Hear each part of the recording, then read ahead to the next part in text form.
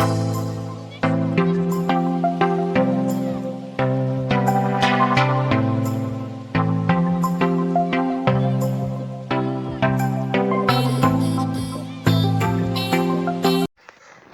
bakunzi ba Menya Studio, uyu munsi tugiye kurebera hamwe uko wahisha like,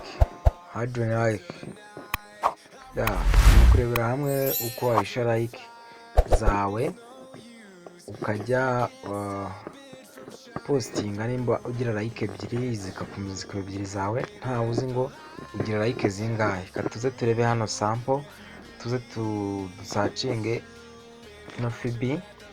Urabona ko like ziranjye ziragaragara, like zanjye ziragaragara. Ubu rero mu kanya nari nkoze search ku yindi FB, nuvuga ngo ugomba kuba ufitemo Facebook ebyiri, hari Facebook iriya ya light, hari na Facebook nini. Okay, turajya mu nini, urogingemo ya account yawe ushaka ko like zawe zitazajya zigaragara. Urayishyiramo, umara kwishyiramo umanuka ujya hano wanditse setting, then uhita ujya hano handitse reaction, ahangaha reaction preference urahita ujyaho, then nurangiza ukande on, hide number of ubwo byarangiye uhite usubira kuri ya FB yawe, then ndacyari kuri ya search nasacinze refreshing. Urabona ko like ntago zikiri kugaragara, urabona ko nta nimwe ikigaragara habe umubare.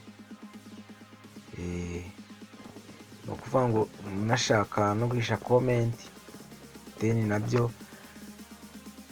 uwaba bishaka yazambwira tukazakora indi video nayo ibigaragaza. Urabona ko ngera urebe, urabona ko rwose zirahishe, nta muntu amenya ngo wagize like zingahe, nta muntu wagize ngo wagize ngo like zingahe. Kanze noneho mbere uko wabikuraho, wongera usubire handi uze wongere udufunge, wongere uze ujye kuri Facebook bisanzwe, ukore refresh, kora refresh, ntabwo ari ibintu bigoye. Icyo ugomba gukora ni subscribe, tukaba tugendana utuntu n'utundi. Ubona ko like zagarutse, we kora subscribe, then tuzakomeza muri video z'ubutaha turi kumwe.